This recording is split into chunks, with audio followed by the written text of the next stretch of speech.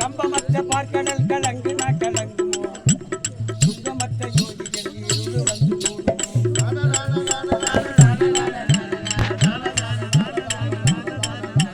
காலையில் எழுந்திருந்து நாலு கட்டறக்கலாம் ஒரு நல்ல வீடு கட்டலாம்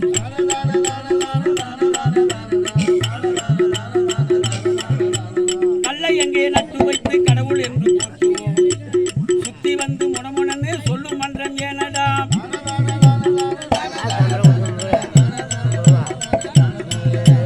நட்ட கள்ளி பேசுமோ நாதன் சுட்ட சட்டி வெந்தினால் கரிச்சுவை அறியுமோ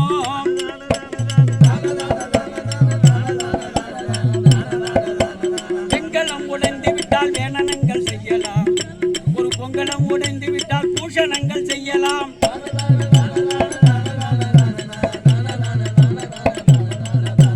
மங்களம் உடைந்து விட்டால் வைத்தழகு பார்க்கலாம்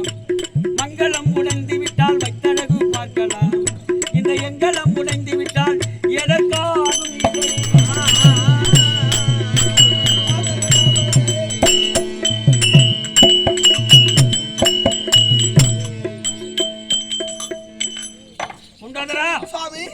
கடவுளே சிவபெருமானே மங்களம் உடைந்து விட்டால் ஒரு பொன்களம் உடைந்து விட்டால் பூஷணங்கள் செய்யலாம் உடைந்த ஒரு பொன்பொருளா இருந்தாலும் அதை சீக்கிரமா எடுத்துட்டு போய் உருக்கி பத்த வச்சு மறுபடியும் ஏதாவது ஒரு நகையாக செய்து அதை எங்கள் கண்ணினால் பார்த்திருப்போம் ஏன்னா எங்க மூதாதி எடுத்து கொடுத்த நகை அப்படி என்று பார்த்திருப்போம்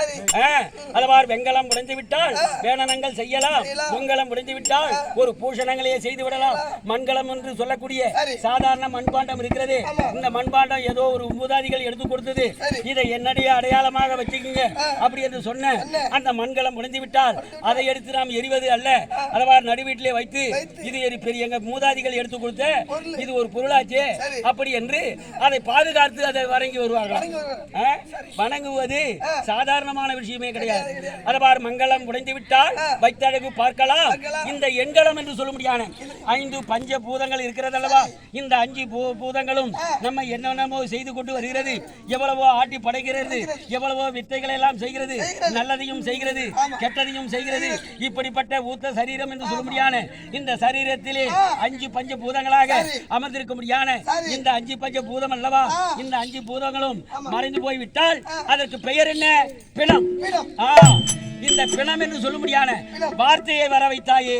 கடவுளே நாங்கள் என்னையா பாவம் செய்தோம் எங்களுக்கு 100 ஆயுளை தருகிறாய் அந்த 100 ஆயுள் வரையிலும் நாங்கள் நீடூடியாக வாழ்வதே கிடையாது நடு மத்தியிலே எங்களுக்காக ஏதாவது ஒரு வியாதியை கொண்டு வருகிறாய் அந்த வியாதியை கொண்டு வந்து எங்களுக்கு வினைகளெல்லாம் தெரியாத வினைகளெல்லாம் அனுபவிக்க வேண்டிய நிலைமையும் உண்டாக்கி எங்க கடைசியில நாங்க போய் மடிந்து விடுகிறோம்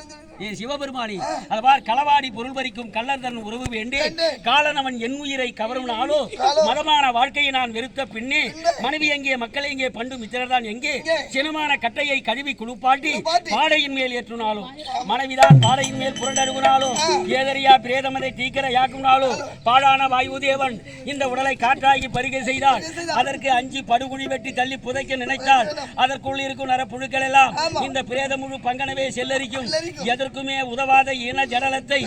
ஏன் படைத்தாயோ இறைவா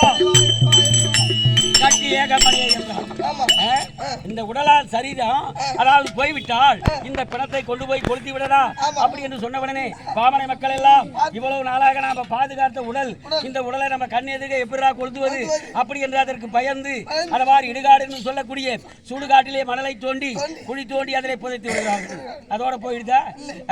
அந்த குழிக்குள் இருக்கக்கூடிய நரப்புழுக்கள் எல்லாம் அடடா இவ்வளவு நாளா பட்னியா கடந்தோம் இன்னைக்கு சரியான தீனி வந்து விட்டது அப்படி என்று கதாபார் மண்ணுக்குள் இருக்கக்கூடிய நரப்புழுக்கள் எல்லாம் ஒன்றாக சேர்ந்து இந்த உடலை செல்லரித்து சாப்பிட்டு விடுகிறது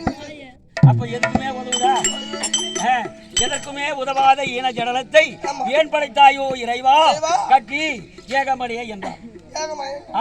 ஆடுவது பாடுவது ஓடுவது அதாவது அநியாயம் செய்வது அக்கிரமம் செய்வது எல்லாம் இந்த ஒரு ஜான் வயிற்றுக்குதான் யுகம் முடிஞ்சு போச்சு 3 யுகம் முடிஞ்சு இப்போது நடக்கக்கூடியது களி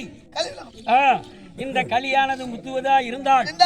தேவர்கள் எல்லாம் யோசனை செய்து அளவார் பார்க்கின்ற நேரத்திலே இந்த கலியுகம் எப்போது முடியும் என்றால் உலகத்திலே களவு, சூது, வாது, பொறாமை, கொலை, கொள்ளை, கற்பழிப்பு, மது விற்பது, மது வாங்குவது, ஒருவர் சொத்தை ஒருவர் அனுபவிப்பது, இப்படிப்பட்ட பல இம்சைகள் எல்லாம்